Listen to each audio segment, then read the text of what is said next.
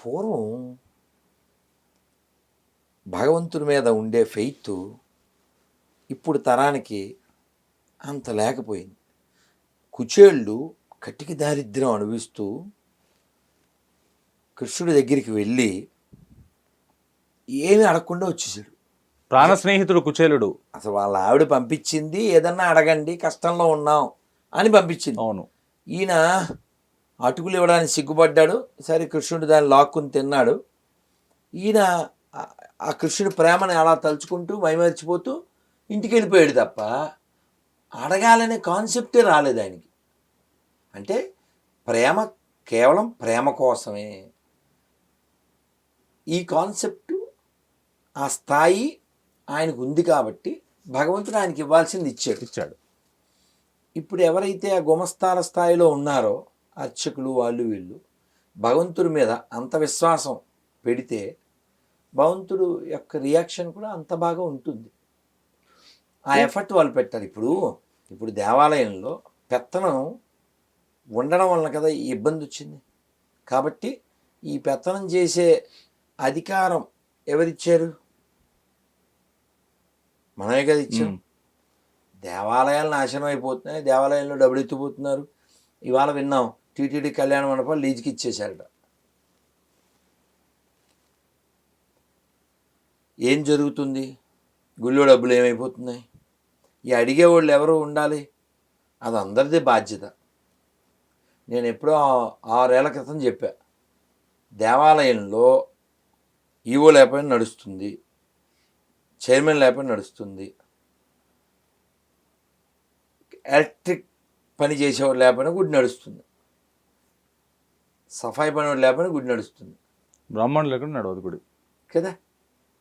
So దేవాలయ సమస్యలు పరిష్కరించబడాలంటే మొన్న మధ్య కోటప్పకొండలో జరిగింది, అలా జరగాలి. కోటప్పకొండలో ఈవో ఏదో ఎక్స్ట్రాలు చేశాడంట. మొత్తం అందరూ చక్కగా కూర్చుని పూజ లేదు గీజ లేదు కూర్చున్నారంతే. వాడిని తీస్తేనే పూజ అన్నారు. డిప్యూటీయో ఎవడో తెలీదు మొత్తానికి. అది రావాలి. ఇప్పుడు చెబుతూ ఉంటాం. ఇప్పుడు వాళ్ళందరూ ఒక చోట కూర్చోబెట్టడం అవన్నీ పెద్ద పని. మేము చెప్పడం అయితే చెబుతూనే ఉంటాం. ఆ ప్రయత్నం జరగట్లేదని కాదు, కానీ సమాజంలో ఇంకా వివిధ రుగ్మతలు ఉన్నాయి. ఆ రుగ్మతలకు కారణమయ్యేదాన్ని వ్యతిరేకించకపోతే నిజం తెలియదుగా. ఇప్పుడు మన కోసం ఎవడో వచ్చాడు ఎవడో చచ్చాడు అని వాళ్ళు ఊదరగొడుతున్నారు. మన కోసం వచ్చింది మన కోసం చచ్చింది అంటే 6,60,000 మంది పైన మన స్వతంత్ర వీరులు, వాళ్ళ పేర్లు చెప్పాలి. వాడెవడో ఇజ్రాయెల్లో వచ్చాడు, వాడెవడో చచ్చాడు. ఈ ఫేక్ న్యూస్ పెంచుతున్నారు. సరే, దాన్ని ఎదుర్కోవాల్సిన బాధ్యత అయితే మనకు ఉందిగా. యజ్ఞోపవీతం ఎవరు వేసుకోవాలి? ఎవరు క్వాలిఫైడ్ అయితే వాళ్ళు. ఎందుకంటే మనం రీసెంట్గా పవన్ కళ్యాణ్ గారు వారాహి పూజ చేసేటప్పుడు యజ్ఞోపవీతం వాళ్ళకు ఎవరికి లేదు. యజ్ఞోపవీతం అంటే జంజనం అంటారు, జంజం అంటారు, యజ్ఞోపవీతం అంటారు. ఇది చేసి వాళ్ళు వేసుకోవాలి, వాళ్ళకి లేదు. అప్పుడు బ్రహ్మగాయత్రిని ఇస్తారు ఆ యజ్ఞం జరిగే వరకు. బ్రహ్మగాయత్రి యజ్ఞం జరిగే వరకు వేస్తారు.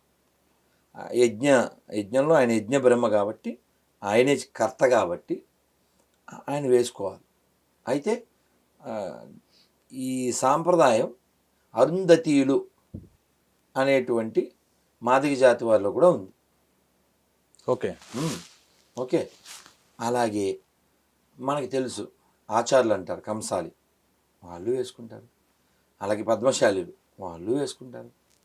ఇంకా వైశ్యాసు, బ్రాహ్మణ్స్. యజ్ఞోపవీతం అంటే ఆ పూజ చేసేంత వరకు, ఆ యజ్ఞం చేసేంత వరకే కదా అక్కడ ఇచ్చింది. వారాహి పూజ వరకు అది. కానీ ఆ రోజు తర్వాత ఆ కృతువు అయిపోయినాక తర్వాత కూడా ఒక సందర్భంలో చూపించడం జరిగింది. పూజ అయిపోయింది. అప్పుడు కొన్ని రోజులు ఉండడం వేరు. వాస్తవానికి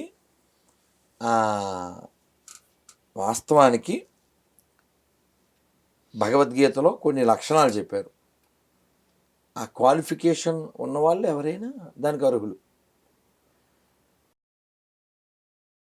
యజ్ఞదాన తపశ్చైవ పావనాని మనీషిణాం. యజ్ఞము, దానము, తపస్సు ఎప్పుడూ విడిచిపెట్టకూడదు. ఇది భగవద్గీతలో చెప్పారు. అలాగే 18వ అధ్యాయంలో 42వ శ్లోకంలో చెప్పారు. ఆ లక్షణాలు 9 లక్షణాలు. ఆ లక్షణాలు ఎవరు కలిగి ఉంటే వారు అర్హులు. ఓకే, అది గురువు ద్వారా స్వీకరించాలి. గురువు ద్వారా స్వీకరించాలి. ఇప్పుడు మీరు ఇస్కాన్ చూడండి, మా గురువుగారు అమెరికన్ సన్యాసి. సో అలా వేల లక్షల మంది అలా గాయత్రిని స్వీకరించిన వాళ్ళు ఉన్నారు. వాళ్ళు 3 పూట్ల త్రిసంధ్యల్లో గాయత్రి చేస్తారు. అతని పుట్టుక రష్యనా, అమెరికన్నా, రెడ్డి బ్యాక్గ్రౌండా, లేకపోతే మాల బ్యాక్గ్రౌండ్ అట్లాంటివి ఏం లేవు.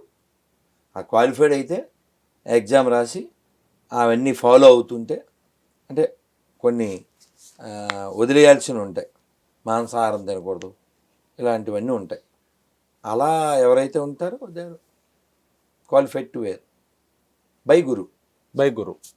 షాపులో కొనుక్కుని కాదు. దానికి ఒక యజ్ఞోపవేతం అంటే దానికి ఒక యజ్ఞము. యజ్ఞోపవేతం పరమం పవిత్రం. మొత్తం పవిత్రం కాదు, పరమం పవిత్రం. సార్, మణిపూర్ మధ్యలో మనం ఆగిపోయింది. అసలు మణిపూర్ దాని గురించి ఇంకొద్దిగా క్లుప్తంగా వివరిస్తాను కోరుకుంటున్నాను సార్. మణిపూర్ టాపిక్ నుంచి మనం పక్కకి వెళ్ళాం, డైవర్ట్ అయ్యాం. మీరు గమనించండి, స్వతంత్రం వచ్చే 75 ఏళ్ళు అయ్యాక మణిపూర్లో మొన్నటి దాకా రైలు లేదు. అరుణాచల్ ప్రదేశ్లో రైలు మార్గం లేదు. అవన్నీ విసిరివేయబడ్డట్టు, అసలు ఈ దేశానికి సంబంధం లేదన్నట్టుగా ఉండేది. ఇప్పుడిప్పుడే వాళ్ళు భారతదేశం మనది అలాగా ఒక భావన మనతో మమేకం అవుతున్నారు.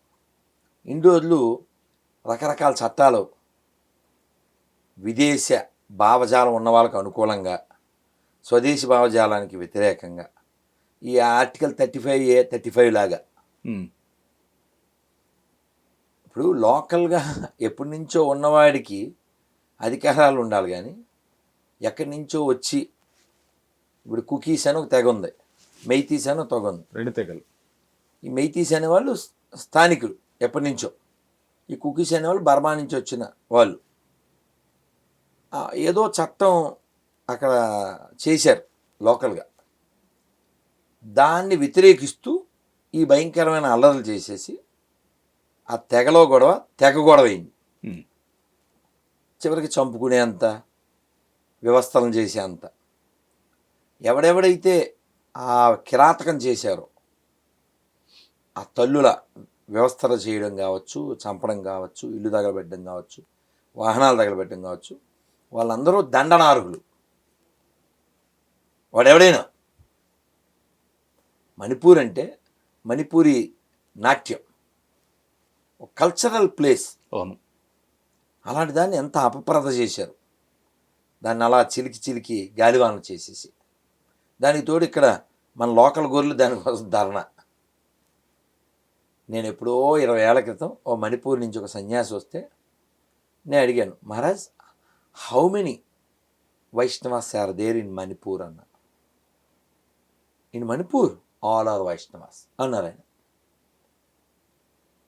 తర్వాత నేను కొన్ని ఫొటోస్, కొన్ని వీడియోస్ చూసా. అక్కడ ఉండే మంత్రులు కూడా ఈ కంటిమాలు ధరించి ఉండడం, తులసి. ఎందుకంటే వైష్ణవ భక్తులకి ఎక్కువ ఆలవాలమైనటువంటిది మణిపూర్. చాలా కల్చరల్ ప్లేస్. అలాంటి దాన్ని ఈ చెత్త అంతా తీసుకొచ్చి, యాక్చువల్గా మన దేశానికి సంబంధం లేదు కదా, క్రైస్తవం కానీ ఇస్లాం కానీ, డంపింగ్. సో దానివలన వచ్చినటువంటి ప్రాబ్లము, ఆ ప్రాబ్లం రెండు కలిపేశారు. ఈ కుకీస్ అనేవాళ్ళు మతం మారినటువంటి గిరిజన తెగ, మైతీస్ అనేవాళ్ళు మతం మారిన గిరిజన తెగ.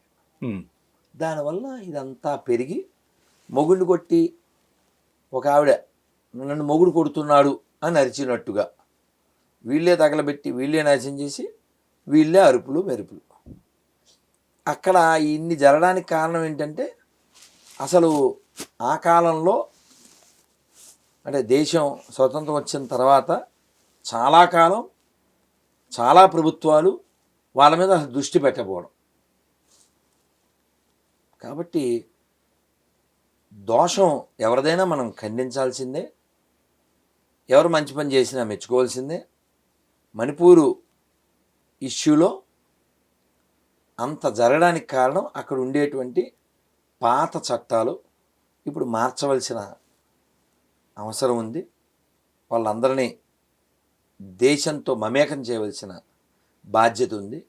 ఎందుకంటే వాళ్ళకి ఏం పోయే కాలం అంటే ఈ మతం మారిపోవడం వలన వీ వాంట్ స్పెషల్ నాగాలాండ్,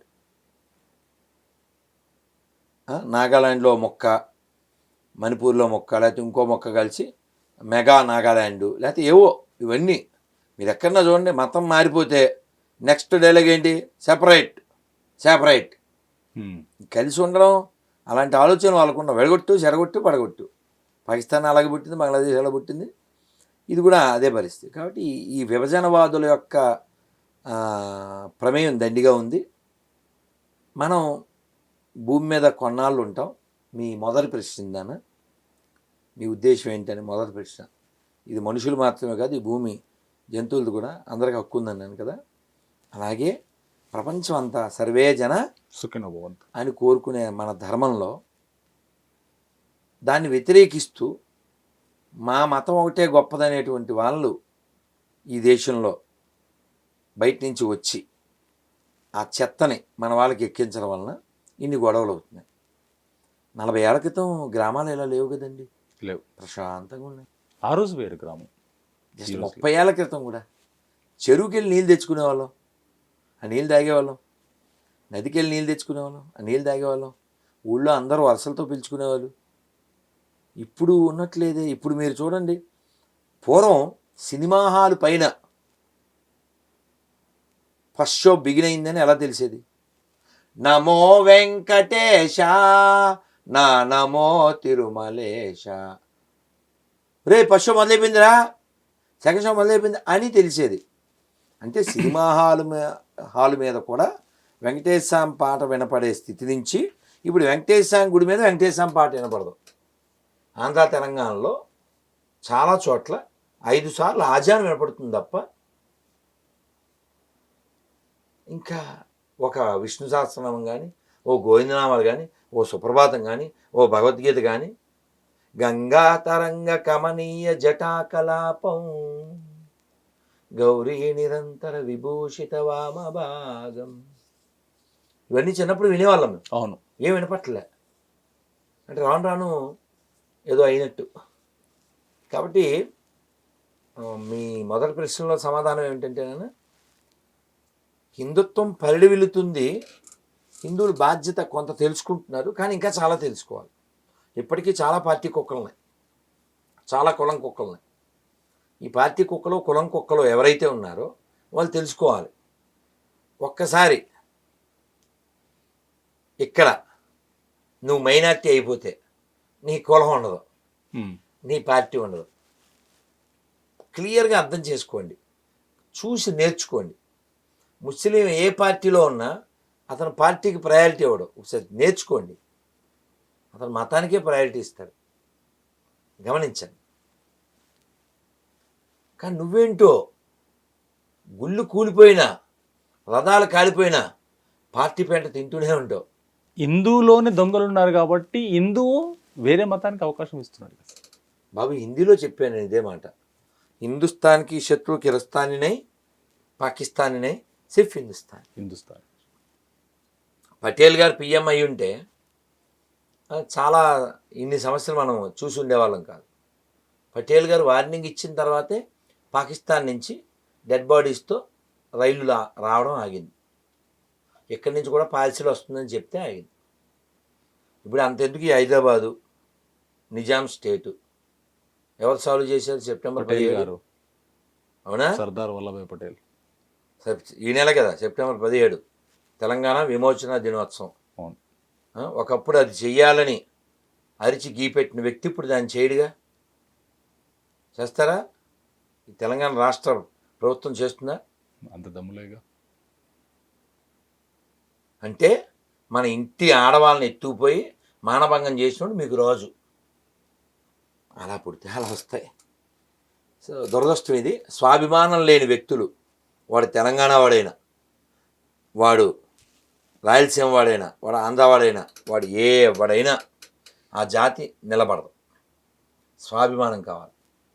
స్వాభిమానం లేకుండా కేవలం స్వార్థమే ఉంటే ఆ జాతి ఉండదు. పాకిస్తాన్లో శ్రీరామనవమి జరగలేదు 100 ఏళ్ల క్రితం. పాకిస్తాన్లో 100 ఏళ్ల క్రితం కృష్ణాష్టమి జరగలేదా? జరిగింది. పాకిస్తాన్లో 100 ఏళ్ల క్రితం శివరాత్రి జరగలేదా? ఎందుకు పాకిస్తాన్ వాళ్ళు అక్కడ తవ్వుతుంటే 1000 ఏళ్ల క్రితం విష్ణు దేవాలయం భూమిలో అలాగ దొరికింది. మొన్న అదేదో పెయింట్లు వేస్తున్నారు ఒక పాత బిల్డింగ్కి, అది ముస్లిం బిల్డింగులుగా బయట ఉంది, అవన్నీ తొలగిస్తుంటే ధ్యాన్ సింగ్ ఏదో పేరు బోర్డు ఉంది అక్కడ. 1929 పెద్ద బిల్డింగ్. ఇప్పుడు వాళ్ళు ఎవరు లేరు అక్కడ, ఎందుకంటే చంపేశారు కాబట్టి. అలాగే ఒక గట్టి గాలివాన వచ్చి ఒక రైల్వే స్టేషన్లో ప్లేట్ ఊడిపోయింది. ఆ బోర్డు ఉంటుంది కదా, స్టేషన్ నేమ్, అది ఊడిపోయింది. లోపల సిమెంటుదో రాతిదో పలక ఏముంది? సీతా రోడ్. స్టేషన్ పేరు సీతా రోడ్. కాబట్టి అన్ని మతాలు సమానం అంటే పచ్చి అబద్ధం. అన్ని మతాలు సమానం పాకిస్తాన్లో ఎందుకు కాదు? పాత బస్తీలో ఎందుకు కాదు? పాత బస్తీలో భజనకి నాతో పాటు ఎవరైనా వస్తారా? నువ్వు అందరినీ భయ్యా అంటున్నావుగా, అన్ని మతాలు ఒకటే అంటున్నావుగా. అన్ని మతాలు ఒకటైతే మరి భజనకి వచ్చారు భయ్యాలందరూ. మన మీద ప్రేమతో మనం భయ్యాలం కాబట్టి ముస్లిమ్స్ అందరూ అవమానసం మానేయాలి. అంటే మన భయ్యాలైతే, నువ్వు చెప్పిన భయ్యాలైతే మన మీద ప్రేమ ఉంటే ముస్లిమ్స్ మసీద్ మీద ఖాళీ టైము హనుమాన్ చాలీసా పెట్టాలి, మైక్ ఖాళీ కాబట్టి. అంటే భయ్యా అన్నావు కాబట్టి జరుగుద్దా? జరగదు. ఇక మరి అండం మాని, అబద్ధం ఆడడం మాని. వాళ్ళు క్లియర్గా ఉన్నారుగా. నిన్న పాకిస్తాన్లో ఎవరో ఇంటర్వ్యూ వీడియో చూశాను. అవును, వాడిని చంపాలంటే వాడు క్వాలిఫైడ్ అయి ఉండాలి. ఏం క్వాలిఫికేషన్? వాడు హిందూ ఇంటే చాలు చంపేద్దాం, అంతే. వాడు హిందూ అయితే చంపేస్తాం. కాబట్టి ఈ తత్వం కాదు. ఈ భూమి మీద మనం గెస్ట్గా వచ్చాం. నువ్వు హిందువా, నువ్వు ముస్లిమా, నువ్వు క్రిస్టియనా, నువ్వు సిక్కా, ఇది కాదుగా.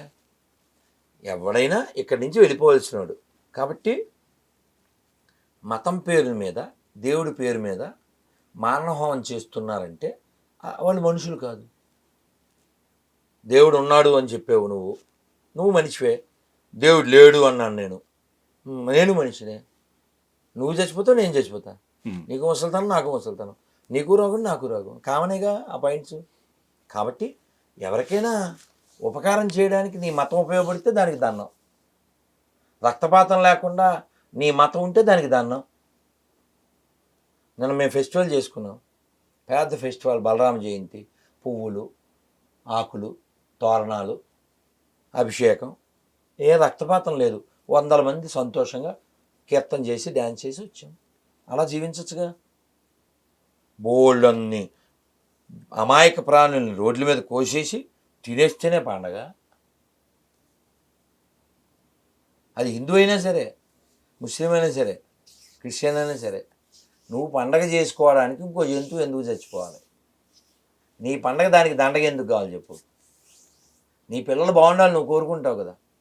What right you have to slaughter? అందుకంటే చిన్నదని చంపేస్తాం, అంతేగా. లేదా నీ మైండ్లోకి ఇంకేమన్నా ఎక్కిందా? ఈ భూమి మీద అన్నీ నీ కోసమే సృష్టించబడినాయి అనే బైబిల్ తప్పుడు వాక్యాలు ఏమైనా ఎక్కినాయా నీకు? స్లాటర్ హౌస్ అంటే తెలుసా? జంతు వధశాల. మొన్న వీడియో చూసా. ఇప్పుడు ఎక్కడైనా ఫ్యాక్టరీ అంటే రెడీమేడ్ దుస్తుల ఫ్యాక్టరీ బాగానే ఉంది, ఇంకా లేకపోతే ఏదో మెడిసిన్ ఫ్యాక్టరీ, లేకపోతే బ్యాగుల ఫ్యాక్టరీ, బకెట్ల ఫ్యాక్టరీ. చికెన్ ఫ్యాక్టరీ ఏంటండి? తినడానికే పెంచుతున్నారు కదా సార్ చికెన్. అని అది కోడి కావచ్చు, మేక కావచ్చు. మంతెన సత్యనారాయణ రాజు గారు చెప్పారా, ఆకులు తిన్న మేక గొట్టలు ఎక్కును, మేకలు తిన్న మనిషి మంచం ఎక్కును. ఇప్పుడు నువ్వు ఎవరిని ప్రేమించద్దు, కనీసం నిన్నన్నా నువ్వు ప్రేమించుకోవాలి కదా. అంతేగా. నిన్నే నువ్వు ప్రేమించకపోతే నీ కుటుంబాన్ని, నీ దేశాన్ని, సమాజాన్ని నువ్వు ఎక్కడ ప్రేమిస్తావు? ఈ వీళ్ళనే ప్రేమించకపోతే నువ్వు దేవుడిని ఎక్కడ ప్రేమిస్తావు? కాబట్టి అల్టిమేట్ ఏంటంటే ఫస్ట్ లవ్ యువర్ సెల్ఫ్ అంతే. And love others and love God and spread the love.